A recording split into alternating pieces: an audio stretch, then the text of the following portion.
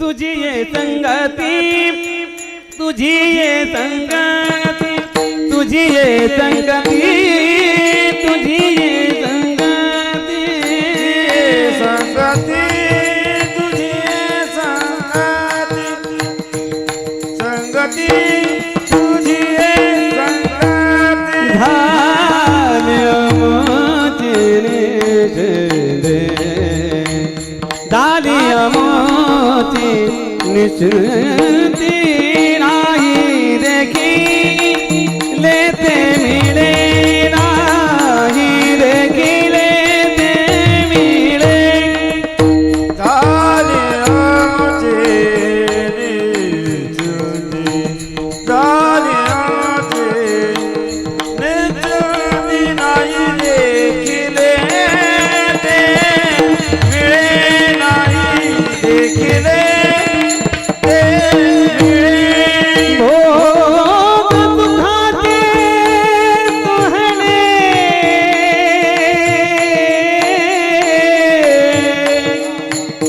भोग दुखाचे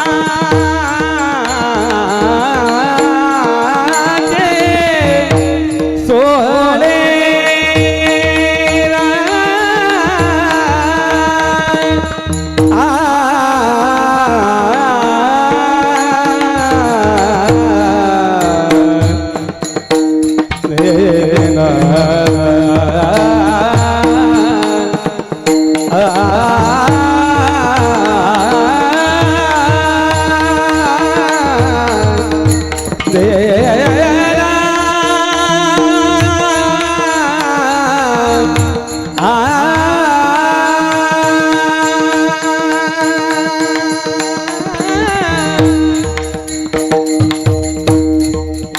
भोग दुखाचे तोरे,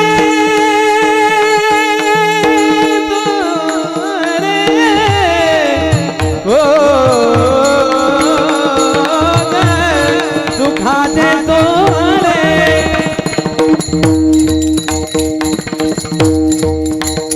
हार तेरे,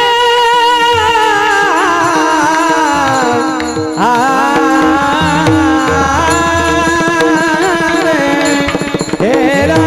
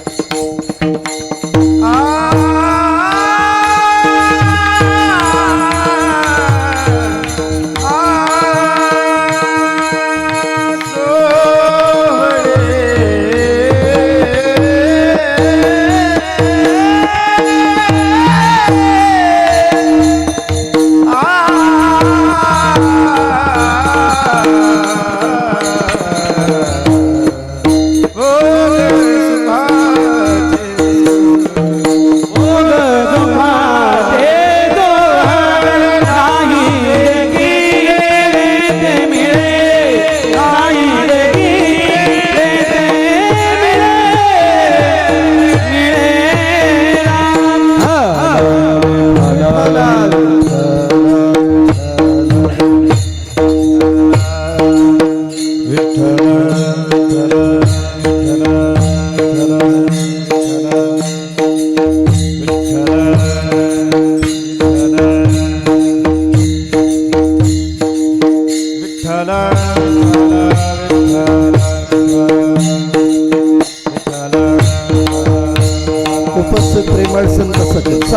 टाळी वाजवा सर्वांनी भजन करा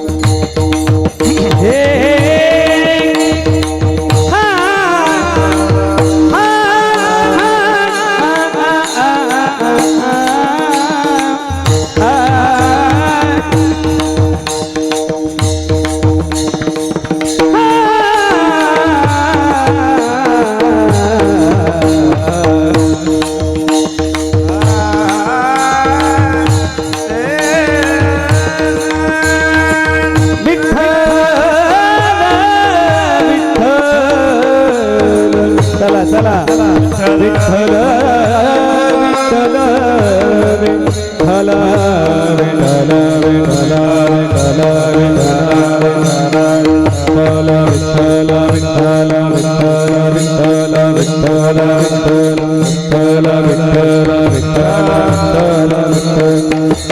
विठ्ठल चला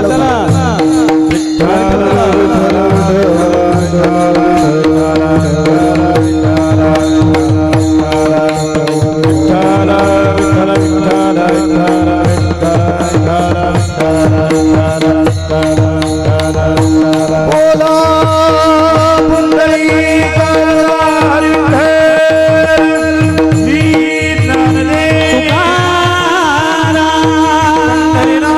भगवान की जय महाराज की जय महाराज की जय स्वामी महाराज की जय समर्थ सद्गुरु बाबा बोलो रे भाई समर्थ की जय छत्रपती शिवाजी महाराज की जय चला विडला विडला विडला विडला विडला विडला विडला विडला विडला विडला विडला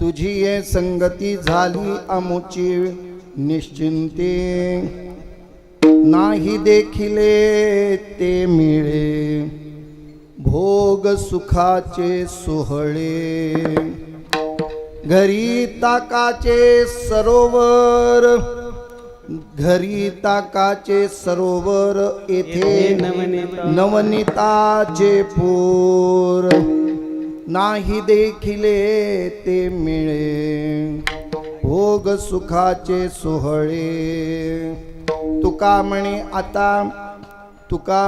आता आम्ही नवजो दवडिता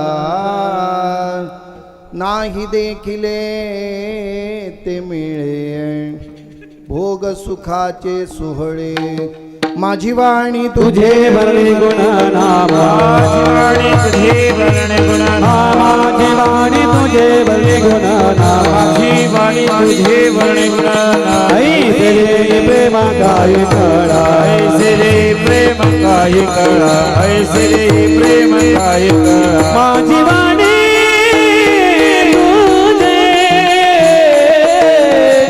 वर्णे गुण नाम माझी वाणी तुझे वर्णे गुण नाम माझी वाणी तुझे वर्णे गुण नाम माझी वाणी तुझे वर्णे गुण नाम ऐसे दे प्रेम काही कळा ऐसे दे प्रेम काही कळा ऐसे दे प्रेम काही कळा माझी वाणी तुझे वर्णे गुण नाम माझी वाणी तुझे वर्णे गुण नाम वर्णे गुण नाम माझी वाणी तुझे वर्णे गुणनाम ऐसी प्रेम काय कळा समचरणम सरोजम सांद्रणीलाबुदाभम जगननीत प्राणिमंडन मंडनानाम तरुण तुलसी माला कंदरम कंजनेत्रम सदय धवलाहासं विठ्ठलं चिन्तयामि ब्रह्मानन्दं परम सुखदं केवलं ज्ञानमूर्ति द्वन्द्वातीतं गगनसदृशं तत्त्वमस्यादिलक्ष्यम् एकं नित्यं विमलमचलं सर्वधी साक्षिभूतं भावातीतं त्रिगुणरहितं सद्गुरुं तं नमामि आता हृदयापुले चौफाळून या भली भरी भैसो पावले श्री गुरूंचे किंवा आत्मरूप गणेश केली आस्मरण होय सकळ विद्येचे अधिकरण तेची बंधू श्री चरण श्री गुरूंचे ते नमस्कारुणी आता नमो ज्ञानेश्वरा निवृत्ती उदारा सोपान देवा मुक्ताबाई नमो त्रिभुवन पावनी अद्यत्र जननी देवा अलंकापुरी रम्य सिंहासनस्थं पदांभूज तेजस्प्रदिक् प्रदेशं विधेन्द्रादिदेवैः सदा स्तूयमानं समाधिस्थमूर्तिं भजे ज्ञानदेवं विठला विठला विठला विठला विठला विठला विठला विठला विठला उपस्थित प्रेमळ संत सज्जनो आपण सर्वांच्या जरा क्लिअर करायचं पाहिजे बास जरा जास्त झालंय आपण सर्वांच्या अर्थात भगवत चिंतन प्रत्यर्थ कार्यक्रमाच्या अंतर्गत नियोजित वेळेतील नियोजित सेवेअंतर्गत निवडलेला अभंग देवचे सुप्रसिद्ध साधू जगतवंद्य जगद्गुरु श्रीमंत तुकोबाराई यांचा 4 चरणाचा भगवान गोपाळ कृष्णाच्या समवेत असताना आपल्याला आलेला परमार्थिक अनुभव देवापुढेच प्रकट करत असताना देवाजवळ सांगतात की देवा आता या अनुभवातून या प्रयत्नातून आता तू आम्हाला जा म्हटलंस ना तरी आम्ही इथून जाणार नाही येतो हा आनंद जो आम्ही अनुभवतोय गेले 3.5 दिवस असं वाटतं की हे संपूच नाही पण नाईलाज आहे कुठेतरी कुठल्या तरी गोष्टीला अंतच आहे परमार्थ तत्वाचा विचारच असा आहे एकदा का त्याची गोडी लागत नाही पण लागली की मग सुटत नाही लाचावले लागले से पण ते जीवे न सोडी ऐसे झाले एक तर ते लागत नाही लागलं तर बाहेर पडत नाही हाची नाही माता न फिरे माघारी बैसले शेजारी गोविंदाचे ही अनुभूती आहे महाराज हा अनुभव आहे परमार्थिक अनुभव हा व्यक्त करताना त्या योग्यतेच्या अधिकारासमोरच व्यक्त करावा लागतो तुकोबारायांचा अनुभव आहे देवाजवळ सांगतायत देवाजवळ संवाद चाललाय तुकाराम महाराजांनी कदाचित त्यावेळेला भगवान परमात्मा आहेत देवाने विचारलं त्या गोपाळाला काय कसं चाललंय तुमचं देवाच्या समवेत असल्यानंतर आनंदच आनंद आहे कारण तो भगवान परमंत आनंदाची राशी किंवा अवताराची राशी तसा आनंदाचा तो ठेवा आहे आनंदाचा कंद आहे अरे त्या आनंदाच्या कंदाबरोबर असं समवेत असताना दुःख ते कसं आहे अरे ते स्वप्नाला सुद्धा आमच्या येत नाही मग असा जो अनुभव भेटल्यानंतर महाराज त्या अभंगातून व्यक्त करतात काय तुझी ये संगती तुझ्या संगतीत आलो त्याचा परिणाम काय झाला झाली आमोची निश्चिंती आता आम्ही निश्चिंत झालो खरं तर संसारामध्ये कधीही निश्चिंत होता येत नाही पावलोपावली चिंता लागलेली असते पण परमार्थात गेल्यानंतर चिंता राहत नाही का आम्हा हरीच्या दासा काही होय नाही त्रैलोकी. तेव्हा महाराज म्हणतात हरीची या दासा हरिदाये दिशा भावे तैसा तैसा हरी एक. असा परमात्म्याच्या स्वरूपाशी एकरूप झालं. हरिमुखी गाता परपरी चिंता त्या नाही मागोता. जन्म गेले तो अनुभव प्राप्त झाला आणि तुकाराम महाराज म्हणतात देवा आता आम्ही निश्चिंत झालो. कशासाठी कसं याचा विचार मी तूर्त भावार्थ चिंतनामध्ये करणार आहे. महाराज म्हणतात मग काय असं निश्चिंत होण्यासारखं काय आहे. तुकाराम महाराज म्हणतात देवा काही गोष्टीचा अनुभव घेतल्यानंतर तो अनुभवच आपल्याला पुढे विस्तार करायला लावतो. कारण अंतरीचे धावे स्वभाव बाहेरी दरिताची परी आवरे. जेवण जेवलत हे सांगायची गरज नाही. ढेकर आपोआप जेवणी ढेकर झाल्याचे साचे नाहीतरी खाचे कुंथा. म्हणे काय झालं काही नाही म्हणे आता निश्चिंतीने पावलो विसावा. विसावा आमचा विश्रांती आहे. काय मिळालं तुम्हाला नाही देखील ते आतापर्यंत आम्ही जे अनुभवलं नाही पाहिलं सुद्धा नाही. कानांनी वार्ता बाजूलाच राहू द्या पण ते आम्ही आज पाहिलं नाही देखील ते मिळे. काय मिळालं भोग सुखाचे सोहळे. जीवाला विश्रांती मिळते तो सुख अनुभवल्यानंतर आणि ते सुख आम्ही देवा तुझ्या संगतीत प्राप्त केले. म्हणे असं काय आहे तुमच्या घरी काय होतं तुम्ही इथे आल्यानंतर तुमचा अनुभव सांगता. तुमच्या घरची परिस्थिती काय. तुकाराम महाराज म्हणतात सांगू का आमच्या घरची परिस्थिती. घरी ताकाचे सरोवर. आमच्याकडे ताक आहे किती आहे अहो तलावाच्या तलाव भरलीत आमची ताकाची. घरी ताकाचे सरोवर ते घरात प्रपंचात संसारात पण तुझ्या संगतीत आल्यावर येथे नवनीताचे पूर. अरे तुझ्या जवळ आलो ना हे नवनीत आम्ही नाही पाहिलं कधी. अरे ताकच आम्हाला आमच्या नशिबाला होतं पण तुझ्या जवळ आलो तो नवनीत. आणि हे नवनीत प्राप्त केल्यानंतर हा आनंद मिळाल्यानंतर देवा खरंच सांगू का आता इथून बाहेर जावं असं वाटत नाही. नवे नवे ढकललास तरी सुद्धा आम्ही जाणार नाही. तुका म्हणे आता आम्ही नवजो दवडिता. तू हाकलून लावलंस ना तरी आम्ही जाणार नाही.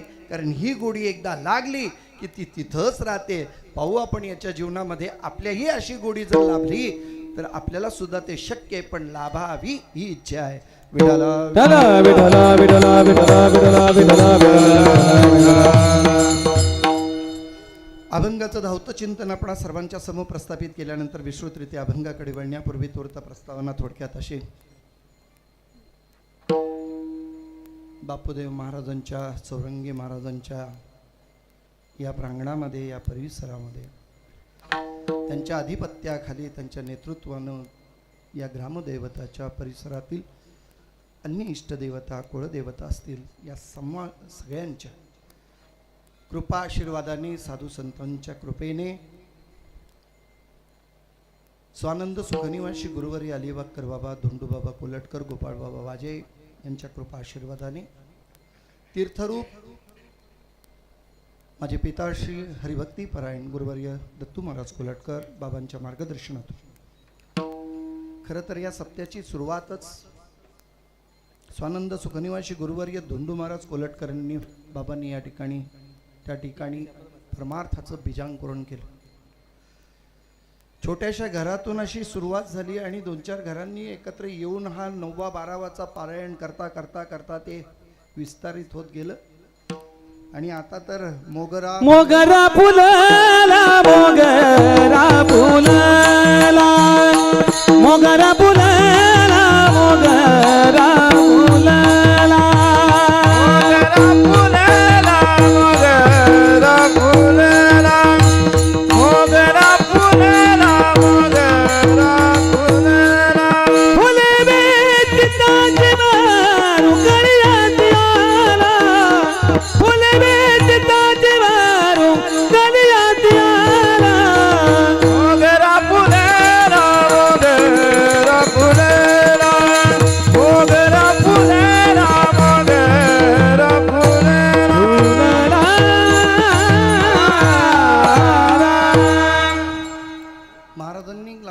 परमार्थाला खऱ्या अर्थाने हे विस्तार होत गेलेलं दिसून येते.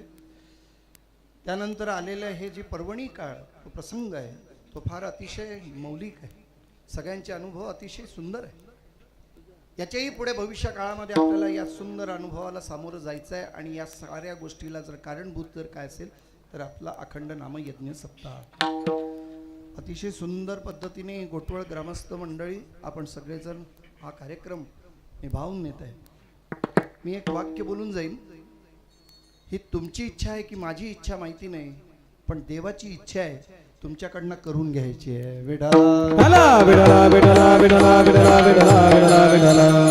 देव आपलं सर्वस्व कुणाच्या हातात देत नाही बरं का. ज्याच्याकडनं सेवा करून घ्यायची त्याच्याकडूनच घेतो. एखाद्याला त्या सेवेपासून वंचित राहायचं असेल तर कधी कधी माणसं म्हणतात, अहो या वर्षी मी दरवर्षी पंगत देतो पण या वर्षी दिलीच नाही. अशी घोषणा करणाऱ्यांनी समजून घ्या देवानी तुझी पंगत स्वीकारली घेतलीच नाही. तुम्ही मी इथं आज उपस्थित आहात. या 3.5 दिवसात आम्ही कुठेतरी या सेवेचं अंगीकारलंय. आमची देवानी व्यवस्था केली. तुम्ही कुठे असावं हे आधी निश्चित ठरलेलं असतं. या वेळेला या तारखेला या तिथीला तुम्ही कुठं असाल, तुम्ही प्रयत्न केलात तरी एखाद्या ठिकाणी जाऊ शकत नाही. पण जर देवाची इच्छा असेल तर तुम्ही आल्याशिवाय राहत नाही. आज तुमच्या माझ्याकडनं ही जी सेवा करून घेतली अतिशय गोड परमार्थातलं. म्हणजे 3 दिवस आम्ही असं अनुभवलंय ना, असं वाटतं हा सप्ताह संपूच नाही हो श्यामरावजी. आम्हाला असं वाटत होतं की हे आपण नाही करत आहे. बापूजी महाराज ही वरती जे संत महात्मे आहेत हे तुमच्या आणि माझ्याकडनं करून घेत आहेत. आज प्रत्येक व्यक्तीचा त्या ठिकाणी सहभाग आहे. अगदी आचार्यांपासून भोजनाची व्यवस्था असेल, बैठक व्यवस्था असेल, मंडप व्यवस्था असेल, सिस्टीम व्यवस्था असेल, नवे महाराजांच्या राहण्या ठेवण्याची व्यवस्था असेल, सगळ्यांनी प्रत्येकाने आपापली जागा पूर्णपणे घेतलेली आहे. वास्तविक पाहता काही मंडळी अशी आहेत की जे समोर कधीच पडद्याच्या समोर दिसत नाही, पण त्यांच्या मागून त्यांचं काम चालू असतं. आज ते आमचे शांताराम महाराज फराडे असतील, शामरावजी असतील आमचे, त्यांचा चिरंजीव पंकेश, खरंच ते अतिशय मेहनत घेणारी व्यक्तिमत्व. म्हणजे काय करायचं, कसं कुणाकडे संपर्क करायचा, किती धावाधाव करायची आहे. राजाभाऊ असतील, संजय महाराज असतील, आमचे मोहन महाराज असतील, किंवा हे सगळी मंडळी फार मला गोड वाटतं. आणि तुम्हा सगळ्यांना चेतना आणि स्फूर्ती देणारं एक आदरणीय व्यक्तिमत्व म्हणून आमचे दीपक शेठ असतील, त्यांचे पिताश्री आता कुठे आहेत का जवळपास, पिताश्री असतील, ही सगळी मंडळी, त्यांच्याबरोबर असलेली सगळ्या मंडळींचा मी खरंच मनापासून आदर करतो. कारण तुम्ही परमार्थ करू इच्छित आहे आणि देव तुमच्याकडनं ही सेवा करून घेतोय, म्हणून तुम्ही सगळे धन्यवाद देण्याकरता तुम्ही पात्र आहात. विठाला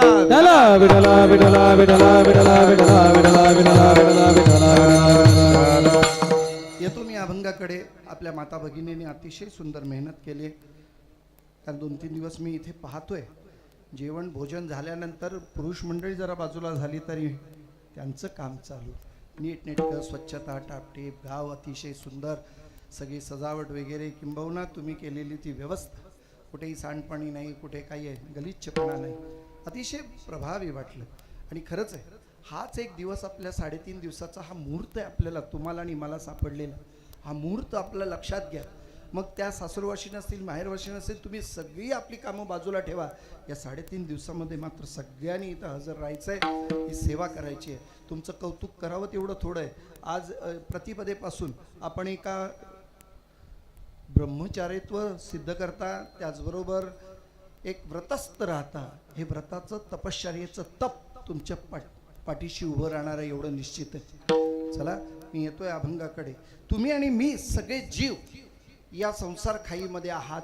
तुम्हाला आणि मला प्रत्येकाला काल महाराजांनी सांगितले, जो देखे सो दुखिया बाबा, सुखिया कोई नाही. जगात सुखी जगी सर्व सुखी, असा कोण आहे विचारे मना तुझी शोधून. यात 2 अर्थ होतात. एक तर विचारे मना तू शोधून पहा, नाही तर विचारी मनाशिवाय या जगात दुसरं कोणी सुखी असू शकत नाही.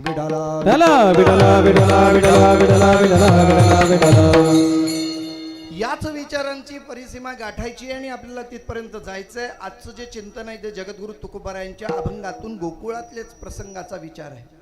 भगवान गोपाळ कृष्ण वरून खाली आले आहेत, अवतार कार्याला सिद्धता केली, आपल्याबरोबर आपल्या सवंगड्यांना सोबत घेतलं. तुम्ही म्हणाले सवंगडी कोण, याचा इतिहास पाहायला गेलं तर फार वेळ विस्तार होईल, पण तरी एक दोन मुद्दे तुमच्या समोर ठेवतो. भगवान प्रभू रामचंद्रजी पंचवटीत यायला निघाले त्यावेळेला अहिल्याचा उद्धार झाला, आपल्या सगळ्यांना माहिती आहे.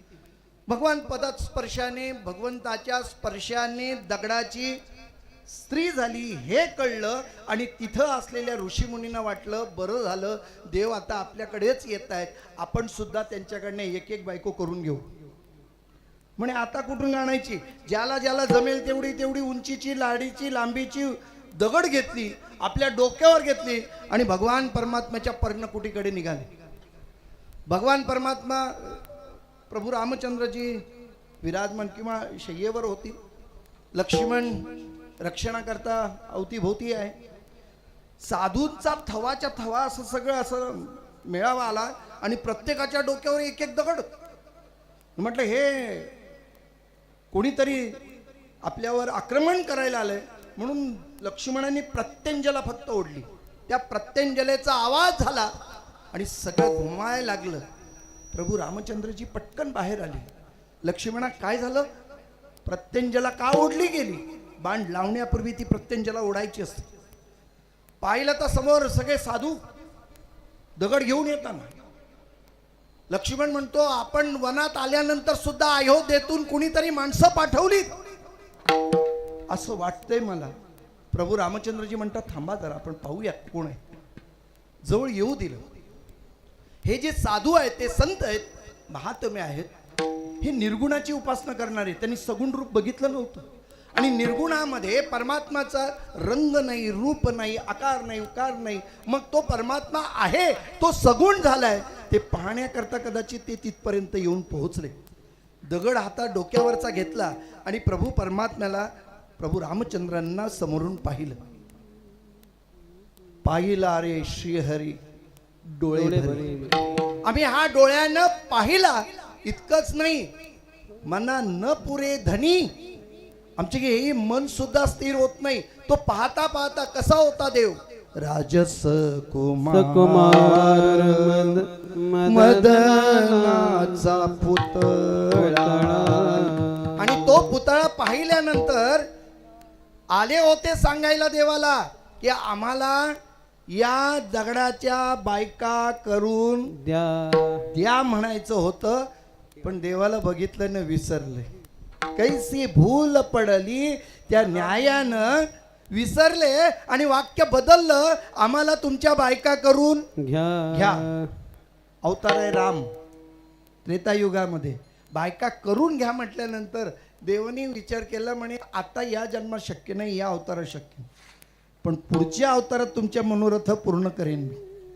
तेच ते ऋषी पुढे गोपिका झाल्या. विठाला कदाचित अशाच पद्धतीचं आम्हाला हे परमात्म चिंतन करताना आम्हाला पाहायला मिळतं.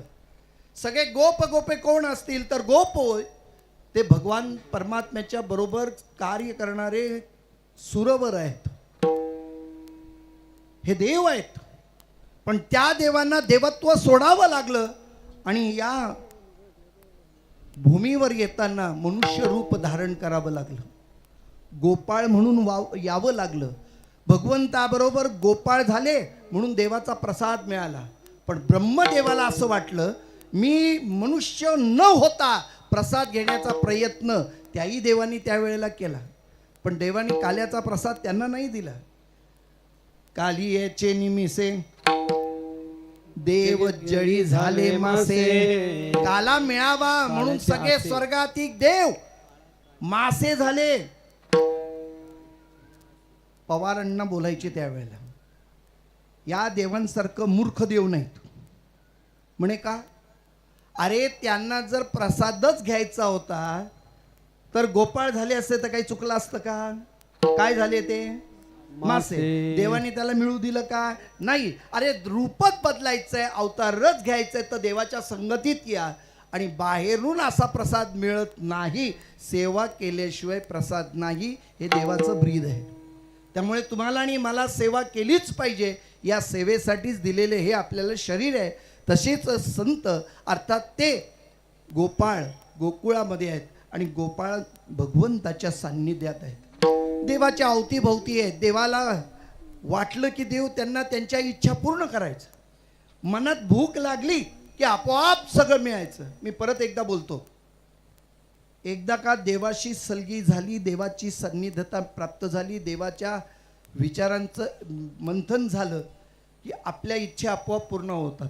जो जे वांछील तो ते लाभो प्राणी जात. कधीतरी आपल्याला कळत असेल, पहा आम्हाला इच्छा होते वडापाव खायची आणि नेमकं कोणीतरी आणून देतं. आम्हाला इच्छा होते समोसा खायची, कोणीतरी देतच. आम्हाला असं वाटतं की हा माणूस भेटावा, अहो भेटतोच. या इच्छा जर पूर्ण करून करत असेल तर तो परमात्मा. त्या न सांगता तुम्हा कळो येते अंत विश्वे विश्वंभर परिहारची न परिहारची न लगे. लगे. मग त्याच्या इच्छा पूर्ण करणार. या गोपाळांच्या सगळ्या मनोकामना होत्या, इच्छा होत्या, देवानी पूर्ण केल्या आणि त्या पूर्ण झाल्यानंतर त्यांच्या मनातली एक तृप्ती शांत बसवेना, देवाच्या संगतीत राहायला लागले. देव म्हणाले, अरे जा घरी, आपापल्या घरी जा. कोणी जायला तयार नाही. घरातून बाहेर काढलं तर देवाच्या दारात बसायचे, पण कोणी जायला तयार नाही. शेवटी देवाला नाईलाजाने येऊन विचारायला लागलं, काय झालं रे बाबा गोपाळांनो, तुम्ही का घरी जात नाही? त्यांनी त्याचं उत्तर अभंगाच्या पहिल्या तुझी संगती, तुझी संगती, तुझी संगती, तुझी संगती,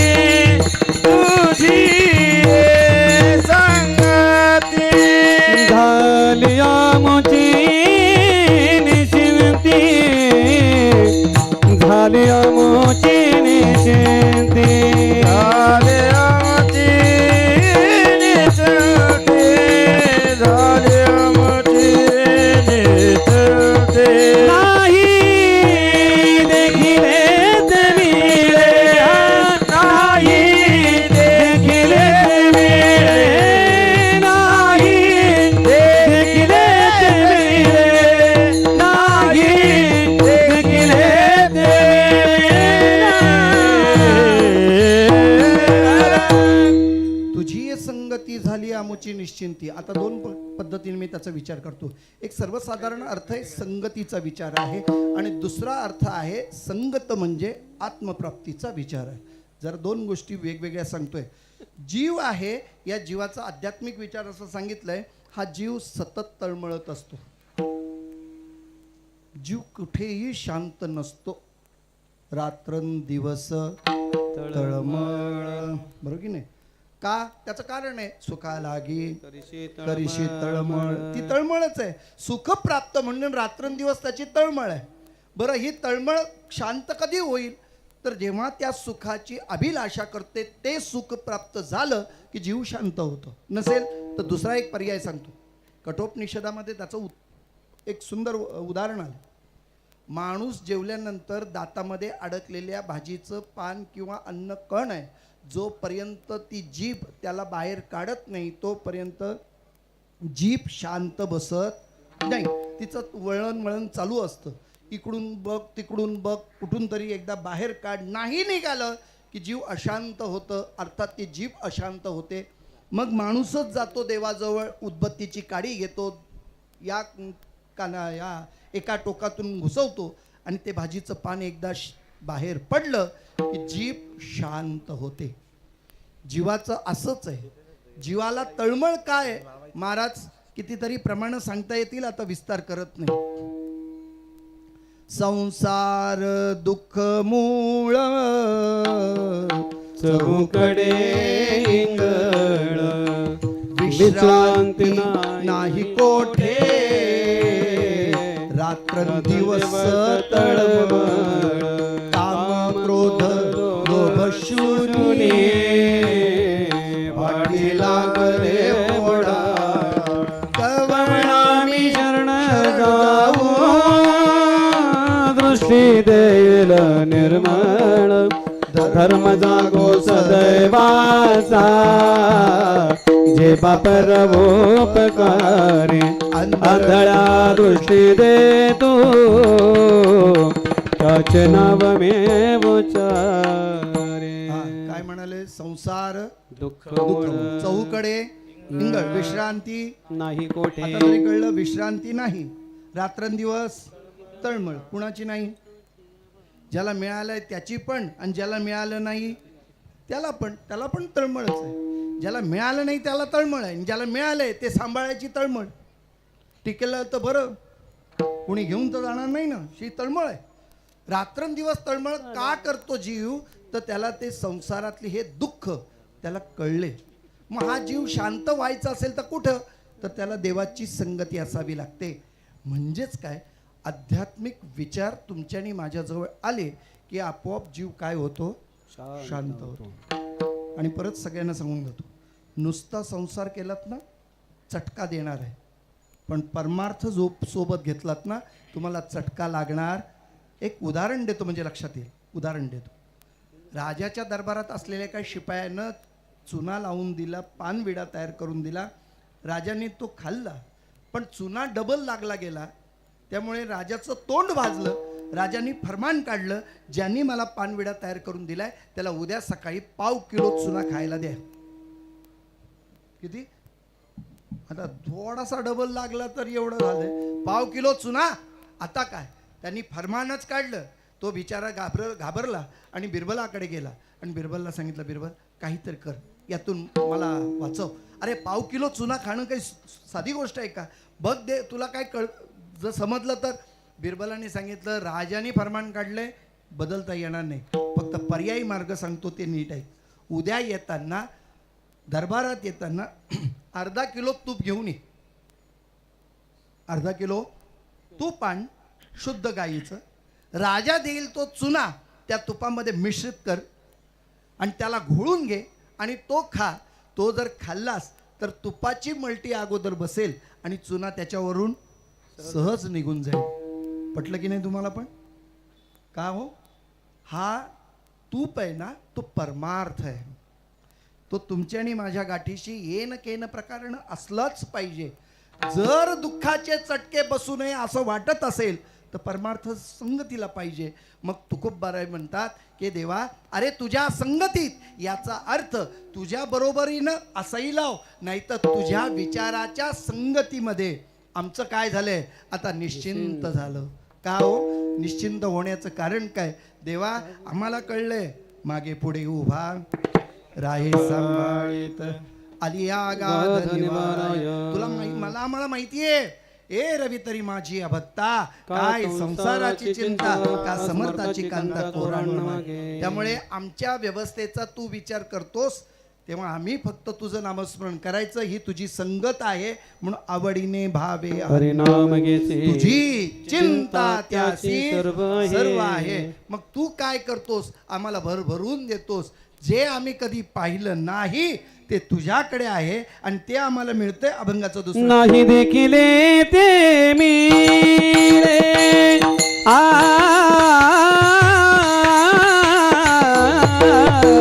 नाही देखील ते मिळे हो हो नाही देखील ते मिळे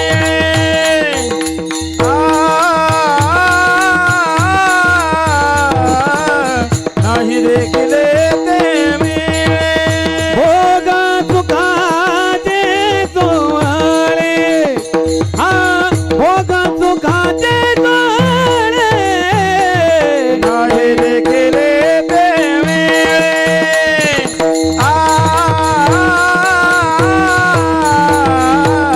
नाही देखील ते मिळे. आत्तापर्यंत देवा जे काही आम्ही पाहिलं नाही, जे अनुभवलं नाही, ते सगळं तुझ्यामुळे मिळतं. तुम्ही म्हणाल काही जगामध्ये इतक्या काही गोष्टी आहेत ना, खरंच आपण कधी पाहिलेलं नसतं. इतके पदार्थ आहेत, इतके गोष्टी आहेत, आम्ही कधीच पाहिलं नाही. अमेरिकेत काय चाललंय आम्हाला काय माहिती आहे, जपानला काय चालू आम्हाला काय माहिती आहे, त्याचा अनुभव नाही. आणि तो अनुभव नसलेली वस्तू जरी आम्हाला प्राप्त झाली तर महाराज आम्ही आश्चर्यच मानू की नाही. देवा तुझ्या संगतीमध्ये हे विश्व निर्माण करणारा तू असल्या कारणाने कशाची योजना कशी करावी हे तुला चांगलं माहिती. त्यामुळे तू अशी व्यवस्था केली आहेस जे आम्ही कधी पाहिलं नाही आणि ते भोग सुखाचं सोहळं आमच्या जीवनामध्ये आले. आज तसं विचार केला तर हा एक सोहळा चालू आहे, हा देवाचा सोहळा आहे. आम्ही सप्ताहाचं नियोजन करतोय पण सप्ताह सोहळा कुणाचा? देवाचा सोहळा. त्याला आणण्यात, त्याला बसवण्यात, त्याला सन्मान करण्यात जो सोहळा आहे त्या सोहळ्यामध्ये बाकीच्यांचे सोहळे होतात.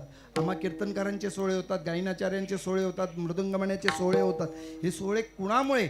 या परमात्म्याच्या या तत्वामुळे. म्हणून तुकोबाराय म्हणतात देवा तुझ्या संगतीत राहिल्याचा परिणाम काय? नाही देखील ते मिळे भोग सुखाचे सोहळे. आणि असंच नाही देवा, आमच्या घरामध्ये जर तू विचार केलास तर आमची अवस्था कशी आहे? अभंगाचं 3रं चरण. घरिता काजे सरोवर, घरिता काजे सरोवर, घरिता काजे सरोवर, घरिता काजे सरोवर, घरिता काजे सरोवर, घरिता काजे सरोवर, घरिता काजे सरोवर, घरिता काजे सरोवर. येते नवनीता देपुरा, येते नवनीता देपुरा, नाही देखिले ते मिळे, नाही देखिले ते मिळे, नाही देखिले ते मिळे, नाही देखिले ते मिळे. मला कल्पना आहे आता 1 वाजले, हे 5 मिनटं फक्त शिल्लक आहेत. आता 3 वाजेपर्यंत त्यांनी मला सांगितलं होतं पण मी एवढं काही वाजवणार नाही, अगदी अर्ध्या तासामध्ये उरकेल, तसं काही चिंता नाही. फक्त मी ग्रामस्थांना विनंती करेन या व्यवस्थेला थोडंसं आपण बदलूया. कालबाह्य म्हणजे कालांतराने आपल्याला या सगळ्या गोष्टी थोड्या कठीण झाल्या. सकाळी लवकर पालखी निघत नाही, 8:30-9 वाजले तरी आम्ही इथेच आहोत. मग पालखी निघणार 9 नंतर, मग ती 12 वाजता येणार. मग हा वेळ आहे तो आपल्याला कीर्तनाचा आनंद घेता येत नाही. तर आता आपण एक काम करू, पुढील वर्षाकरता आता ऐकता ना सगळे ग्रामस्थ पण आणि आपण सगळे महिला वर्ग, की पुढल्या वर्षी आपण असं एक काही नियोजन करण्याच्या मानसमध्ये आहोत. आणि हे निश्चित करायचं आहे की सकाळी काल्याचं कीर्तन हा 10 ते 12च्या वेळेमध्येच होईल. संध्याकाळी 4 नंतर आपली पालखी रात्रभर फिरवू आपण, किती पण वाजले तरी चालतील. मग मस्तपैकी रात्री एक मस्तपैकी जेवण करायचं, परत समारोप करून घेऊ. तर आता यावर्षी तूर्त तुम्हाला थोडंसं त्रास असेल, मी त्याची नोंद घेतली आहे व्यवस्थेकरता, पण मी त्यांना सूचित केलं. बघूया पुढल्या वर्षी आपण या गोष्टीचा विचार करू. तुकोबाराय म्हणतात देवा आमच्या घरी ताकाचं सरोवर. ताक म्हणजे काय तसं विचार केला तर ताक म्हणजे काय? असार. संसार कसा आहे? संसार कसा आहे? लटिका व्यवहार सर्व हा त्याला असारच आहे. फलकट तो संसार येथे सार भगवंत. पण याच आसारामध्ये परमात्मा आहे ना. लोणी कुठे मिळतो? मंथोनी नवनेता पैसे घे अनंता. अनंता. अरे आसार असलेल्या या संसारामधून पण सार भगवंत काढता येतो ना. फक्त कला पाहिजे आपल्याजवळ.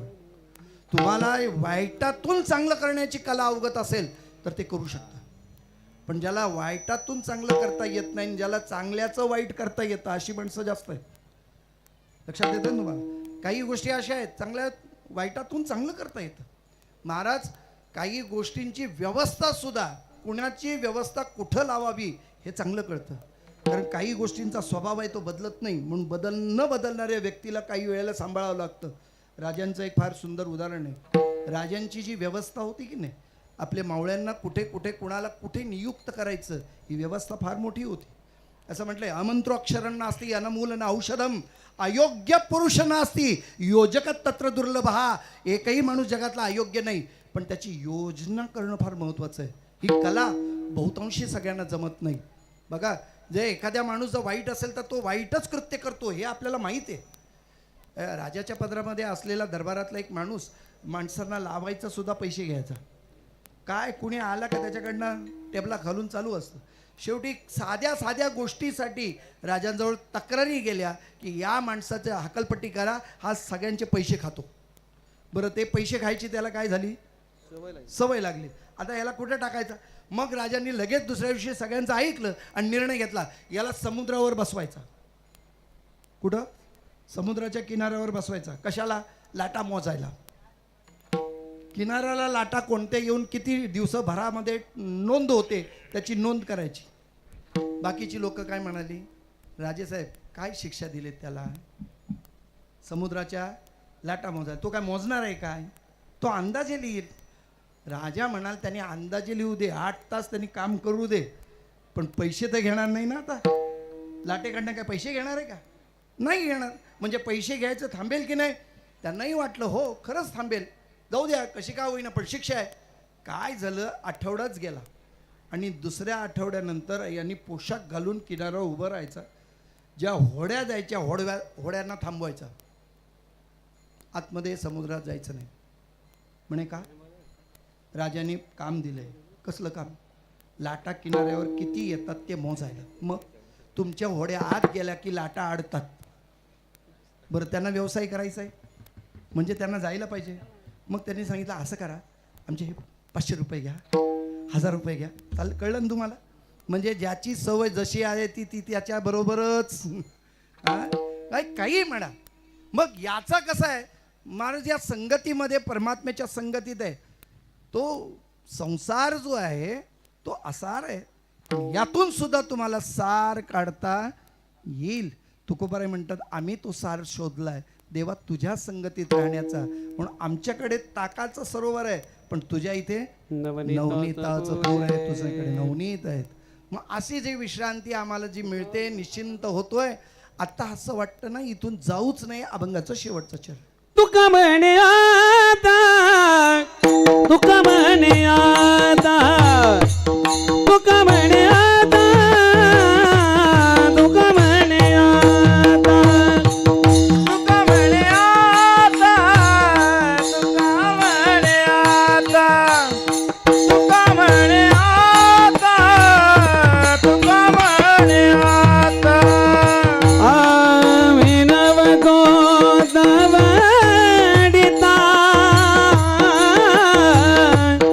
आम्ही नवतो दवडिता, आम्ही नवतो दवडिता, आम्ही नवतो दवडिता, ओ आम्ही नवतो दवडिता. नाही देखिले देवे, हो नाही देखिले देविले.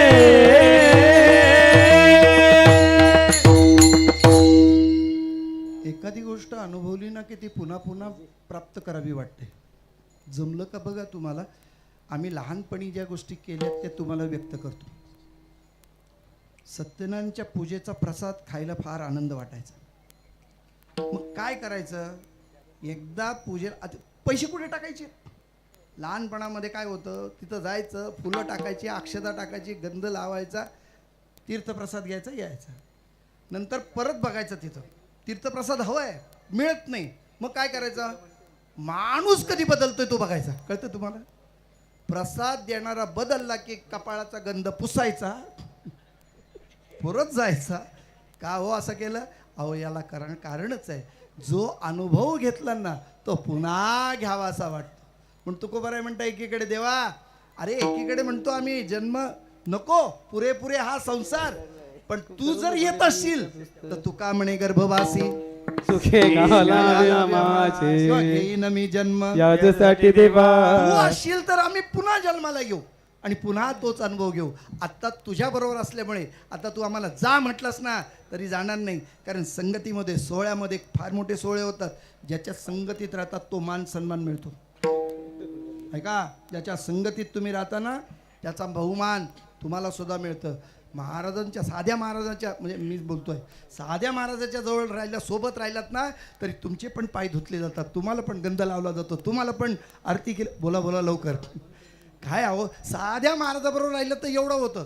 खरं म्हणजे विचार करा, देवाच्या संगतीत राहिल्यावर का होणार नाही. पण तुकोबारे म्हणता, देवा आता तू जा म्हटलं तरी जात नाही. याचं कारण आहे, पुन्हा आम्हाला खायची इच्छा, पुन्हा अनुभव घेण्याची इच्छा आहे, आणि ते अनुभव आपल्यालाही मिळावा. म्हणजेच काय, काही नाही, देवाच्या संगतीत राहायचं म्हणजे देवाच्या विचारात आणि त्याच्या नामस्मरणात राहायचं आहे. त्याच्या नामस्मरणात राहिलात ना, तुम्हाला सगळे सोहळे अनुभवायला मिळतील. आणि हाच सोहळा, तसा विचार केला तर जन्म हा मृत्यू हा एक सोहळा आहे. काय जन्म मृत्यूच्या सोहळ्या जय काय देहाच्या गावालिया जन्म मृत्यूच्या सोहळ्या ना म्हणो नये धनंजयात जिया परी. त्याप्रमाणे आपण या सोहळ्यामध्ये आलात. आपलाही सोहळा त्या पद्धतीने होतोय. आजही आपल्याला तो अनुभव करता येतो असतो. वाङ्मयीन सेवेमधला हा अभंगाचा धावता भावार्थ झाला असा गृहीत धरा. एक 10 मिनिटं मी कृष्ण लीलेचा विचार करतो आणि वाणीला पूर्ण विराम देतो. विठोबा रखुमाये रखुमाये जय विठोबा रखुमाये जय विठोबा रखुमाये जय विठोबा रखुमाये जय विठोबा रखुमाये जय विठोबा रखुमाये जय विठोबा रखुमाये जय विठोबा रखुमाये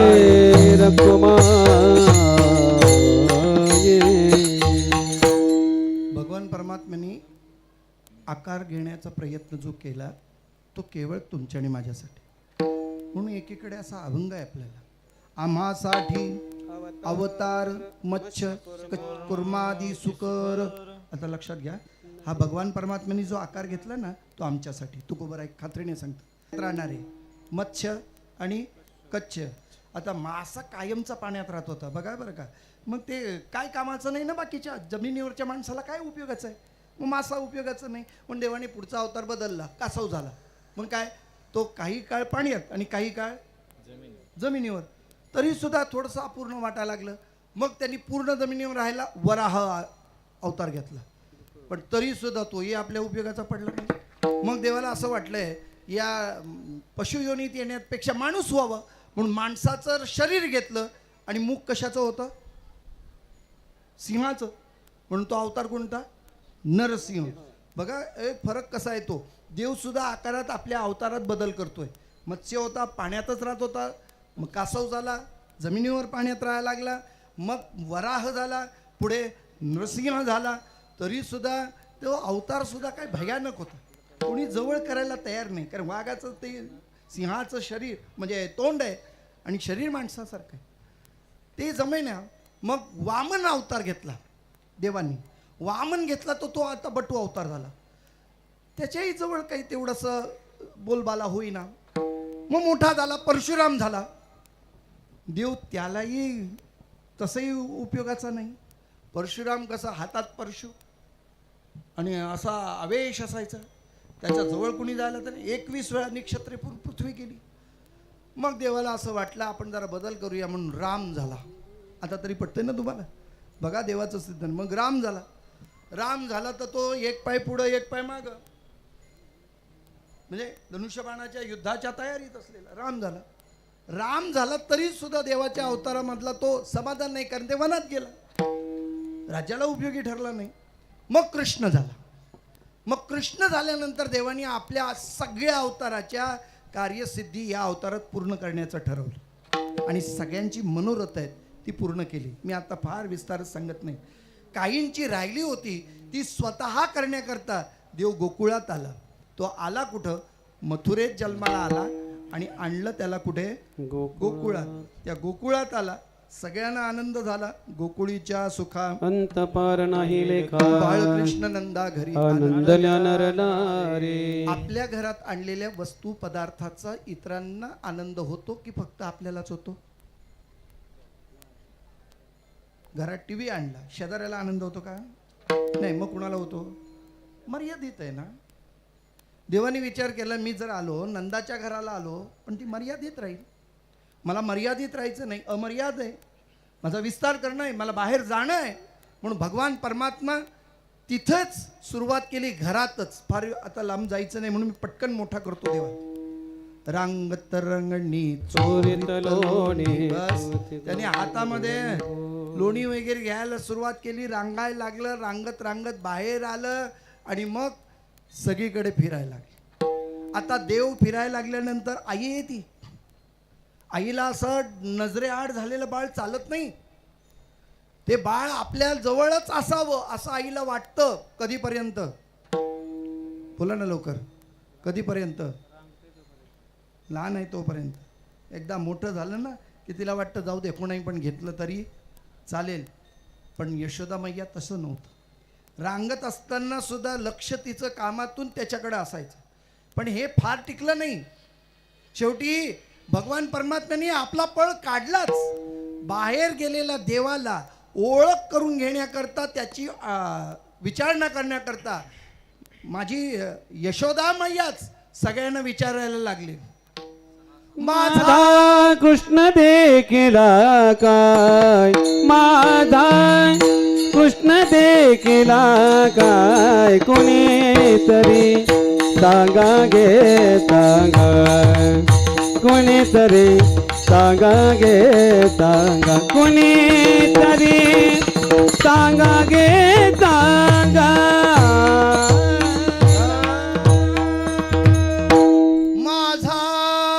कृष्ण देखिला काय, कोणीतरी सांगा गे सांगा गे, कोणीतरी सांगा गे सांगा. काय करत होत?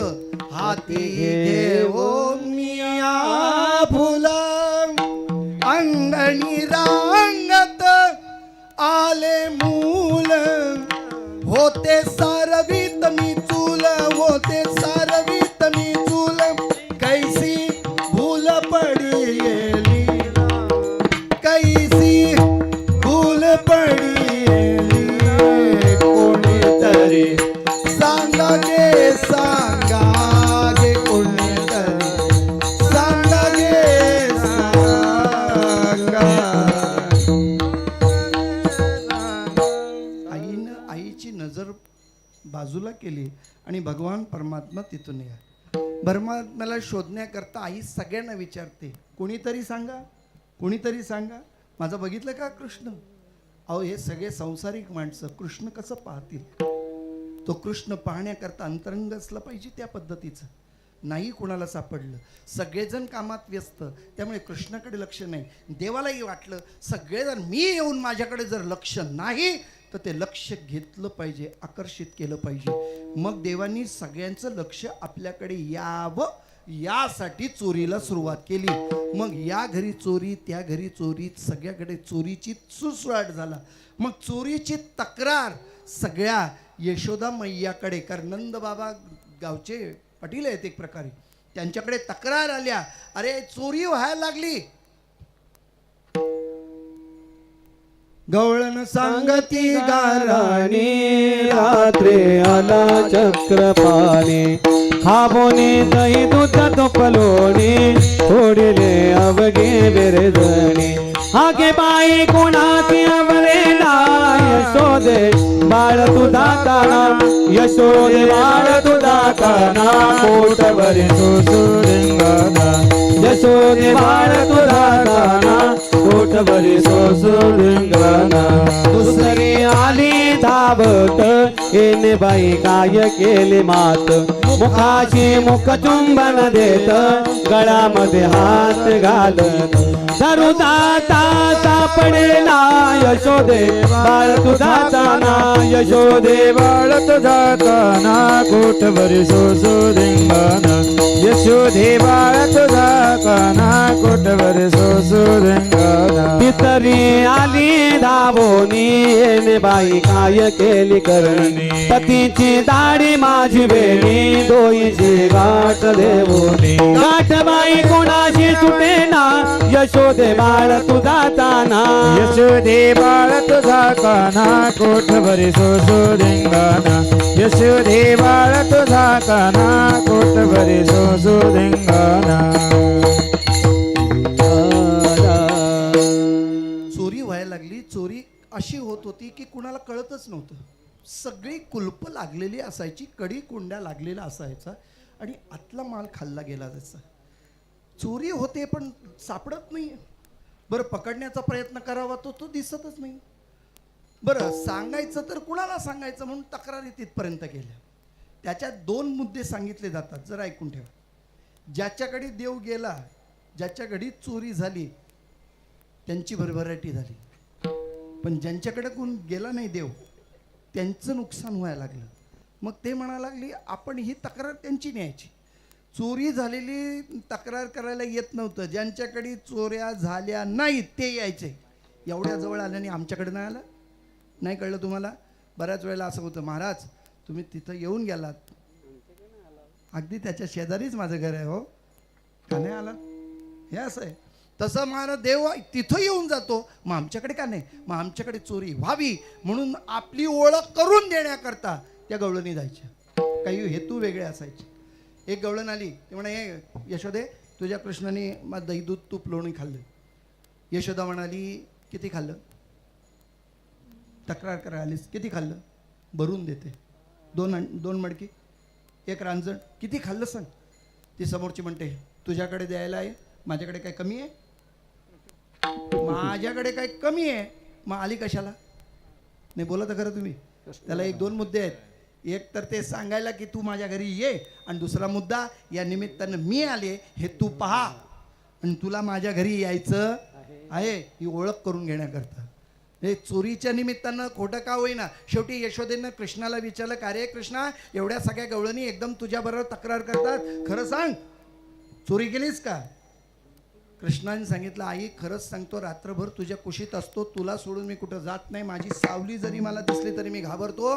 मी खरंच चोरी करायला जाईन काय? बाळ आहे ते लहान आहे. आईचं मन पलटलं आणि आईनं निर्णय घेतला की बाळ अशी चोरी करणार नाही, कृष्ण चोरी करणार नाही. मग तुला काय वाटतं? त्या म्हणतात ह्या लबाड आहेत, ह्याच खातात आणि माझ्यावर नाव घेतात.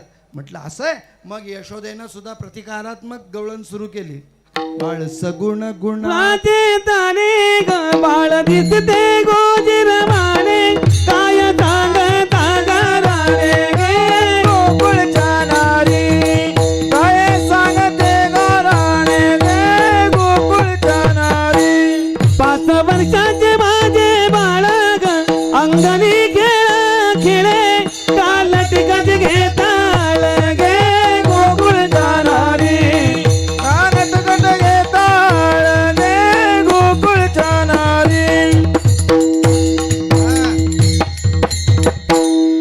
वय मर्यादा सांगितली, किती वर्षाचा आहे? 5च वर्षाचा. आता 5 वर्षात तुमच्या घरी चोरी करायला येईल कसं? दरवाजे कडे कुलपा असताना येईल कसं? पण चोरी तर होत होती. बरं ही चोरी कशी करायची आमचे बाबा सांगायचे.